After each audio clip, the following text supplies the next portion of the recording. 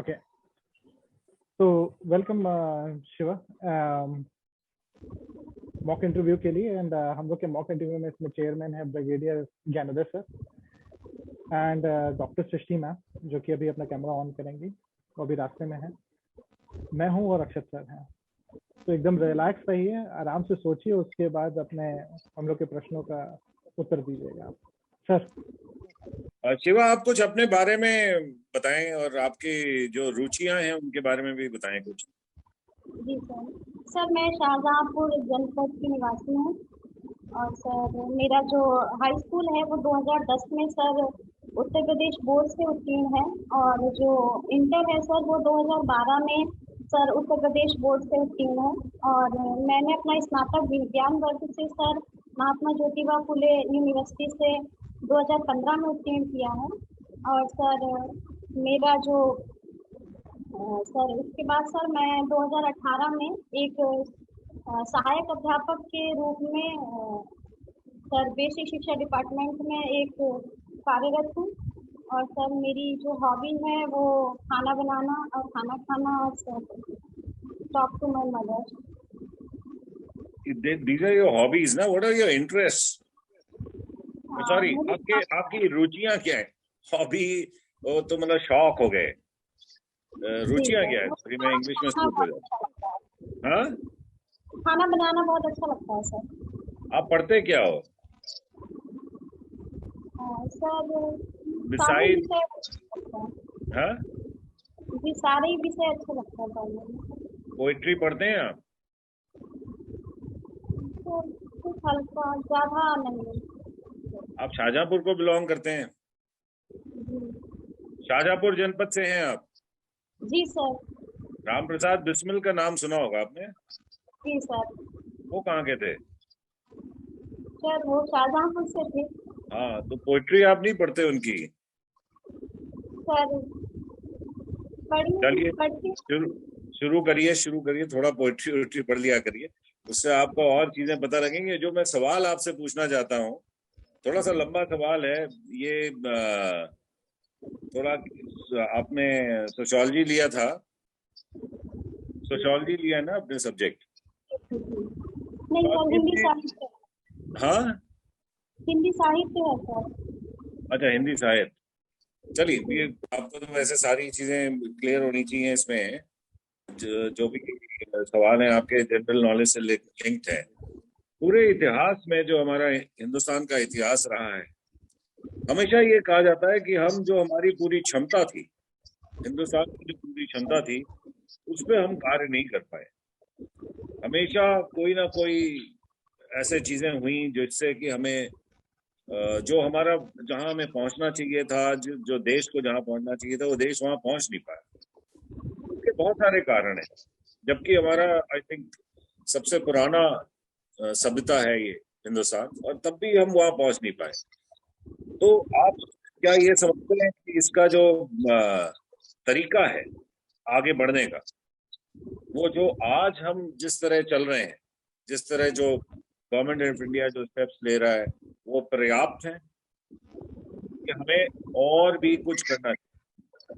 और जो करने के लिए बात में आती है, उसमें मैं सबसे बड़ी पॉइंट है कि सोशल इंजीनियरिंग। जितने भी देश बहुत आगे और बहुत तेजी से आगे बढ़े, उनमें बहुत मेजर तौर पे सोशल इंजीनियरिंग की गई। सोशल इंजीनियरिंग आप समझ रहे हैं?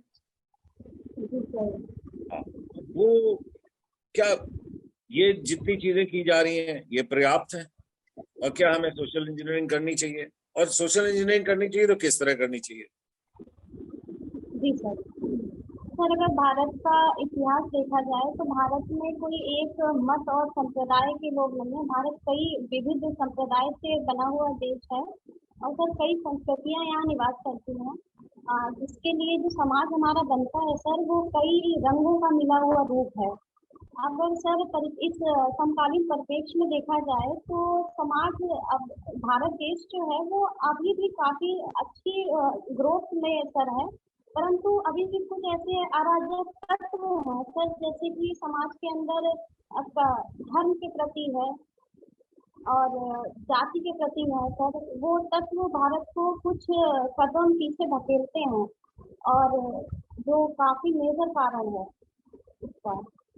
इसको सुधारने के लिए सर अभी भी सरकार पूरी तरीके से कार्यरत है, परंतु इन सबके लिए मेन चीज सर नागरिक है, और उसको जागरूक होने की जरूरत है, और सारे के सारे लोगों को एक साथ करने की आवश्यकता काफी है, जिसके लिए मुझे लग रहा है अभी भी समय है सर, प्रयासरत रह सकते हैं, और अभी वो मुकाम नहीं हासिल कर पाए हैं।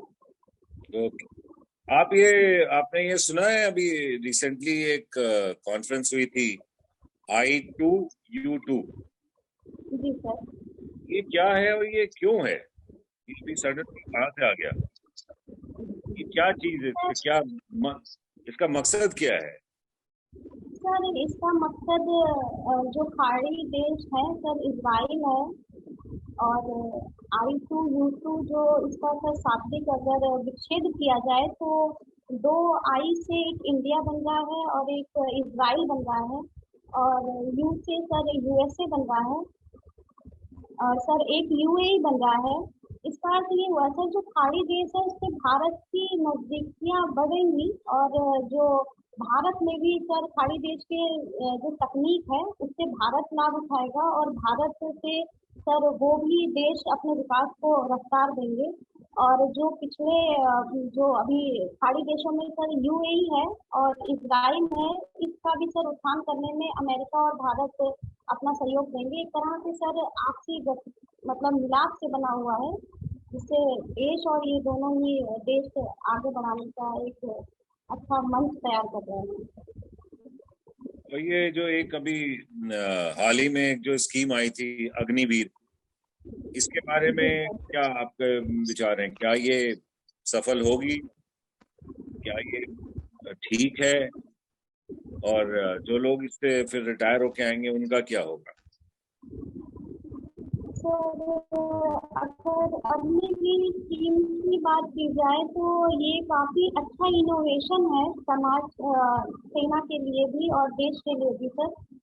और इससे इनोवेशन ये होगा सर कि एक प्रशिक्षित और कुशल सर सेना हमारे देश को मिलेगी। और जैसे कि सर हम सब जानते हैं कि सेना के लिए जितनी प्रशिक्षित और जवान सेना है अगर होगी तो काफी सर देश के विकास में मदद मिलेगी। और thank you. Yadukul, somebody else?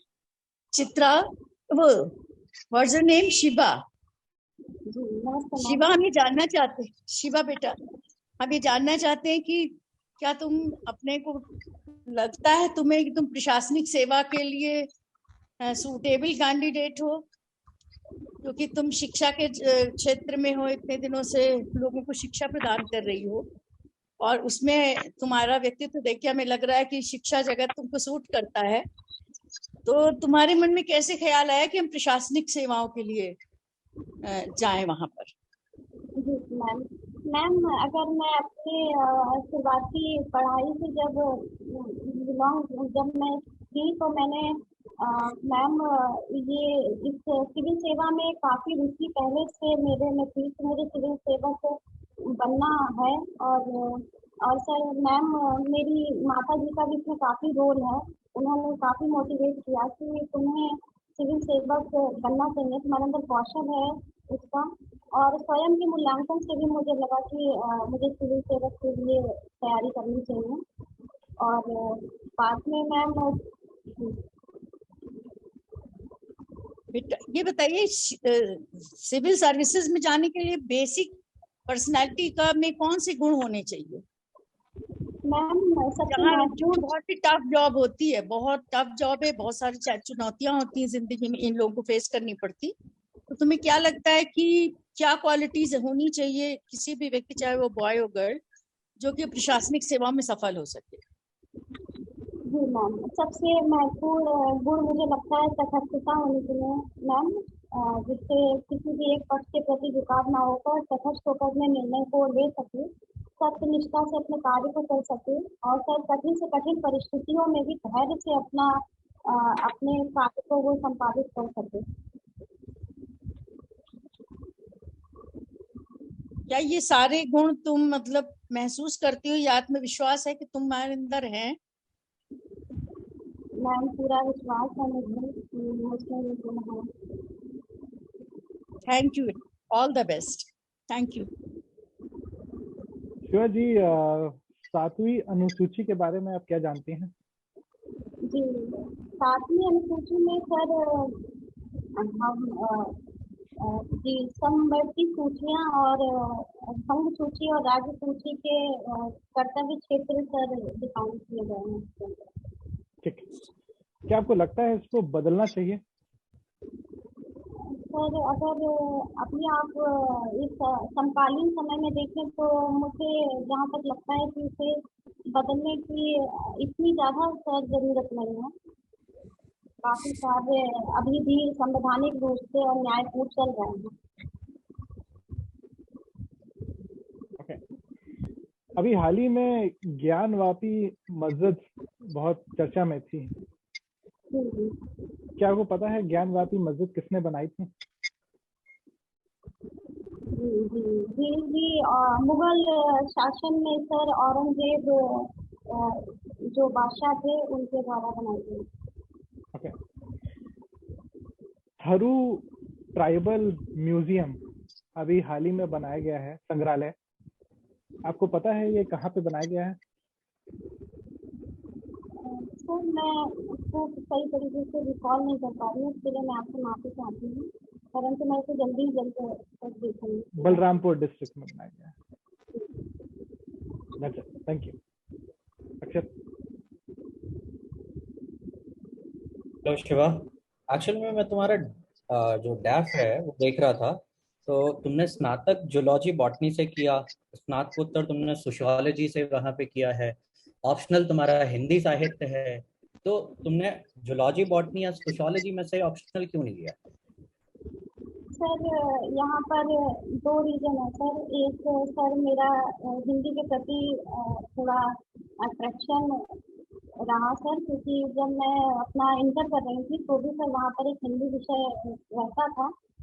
परंतु सर विज्ञान के प्रति मुझे ज़्यादा रुचि थी कि मुझे विज्ञान से काफ़ी बेनिफिट मिल सकता है स्वास्थ्य और अन्य क्षेत्रों में। इस कारण मैंने स्नातक कर किया और फिर मैं जब सिविल सेवा में आई तो वो सर मुझे लगा कि मैं हिंदी काफ़ी अच्छी तरीके से पढ़ सकती हूँ और सर मोटिवेट भी हो सकती हूँ, क्योंकि सर मुझे सर अपनी सिविल सेवा की तैयारी का और अपने कार्य दोनों का सर जो ड्यूटी कर रही थी दोनों का ही सर मुझ पे वो था दोहरा। तो मुझे हिंदी साहित्य काफ़ी रुचि लगी थी, इंटरेस्टिंग लग रहा था पढ़ने में और मुझे लगा मैं बहुत बेहतर इसमें कर लूँगी। तो फिर स्नातकोत्तर हिंदी साहित्य में क्यों नहीं किया, सोशियोलॉजी में क्यों किया है? जी सर इसका कारण ये है कि मैंने अभी 2020 में ही सर अपना स्नातक समाजशास्त्र से पूरा किया और सिविल की तैयारी सर मैं 2019 से कर रही थी। ठीक है। अभी जैसे तुम्हें पता होगा न्यूज में रशिया और यूक्रेन का जो कॉन्फ्लिक्ट है, मतलब जो विवाद है, उसके बारे में तुमने सुना होगा। तुम्हारे हिसाब से क्या मूल कारण है जिसकी वजह से ये जो अभी हाल में जो घटनाएं हुई हैं उसके मूल कारण क्या है?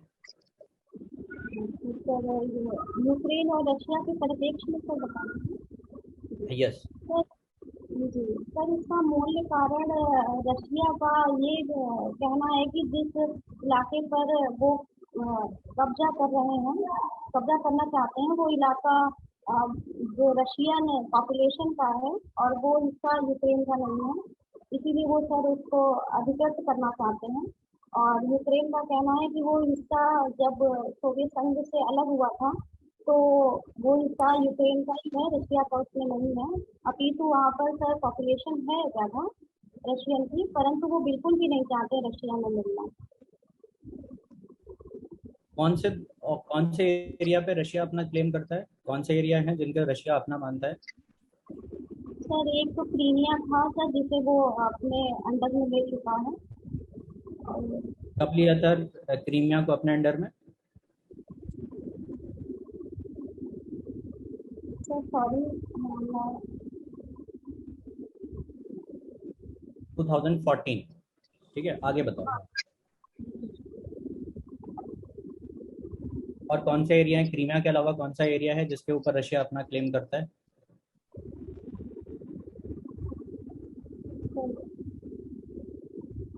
मुझे बिल्कुल भी याद नहीं आ पा रहा है। ठीक है, ओके सर। ठीक, it's okay. I think ma'am बताएंगे उनके कुछ, फिर मैं बताऊं। Hello, can you hear me? Srishti ma'am, sir आप स्टार्ट कर दीजिए सर। ओके, अच्छा, ये Shiva, can you hear me? जी सर। जी सर। शिवा, थोड़ा सा आप अपना knowledge का थोड़ा सा और आपको करना पड़ेगा, जोड़ तो थोड़ा सा। आप कई सवाल आपने है वो, बाकी नहीं, बाकी आपका कॉन्फिडेंस अच्छा है, आप ठीक बोलते हैं। थोड़ा सा आप क्लियर और बोलिए, बढ़िया है आपका, बट थोड़ा नॉलेज बेस को आपको अपना ठीक करना पड़ेगा।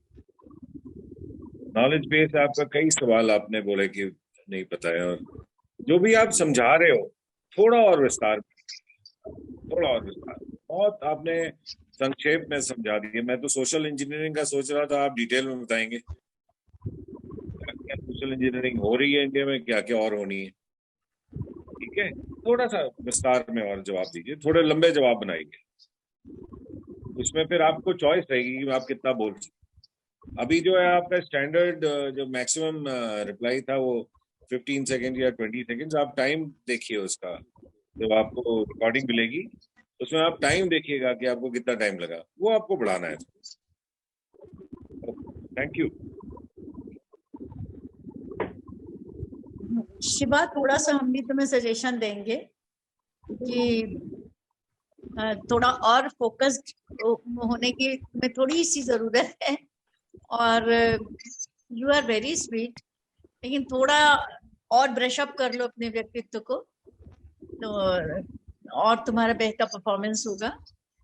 अच्छा बोलती हो, अच्छी तुम्हारी ज्ञान है, लेकिन थोड़ा और शार्पन होने की जरूरत है। और प्रेजेंट सिनेरियो से थोड़ा और कनेक्ट हो जाओ, अपने आप आत्मविश्वास आ जाएगा। Wish you all the best, all the best. All the best to you. Thank you sir. Thank you Shiva.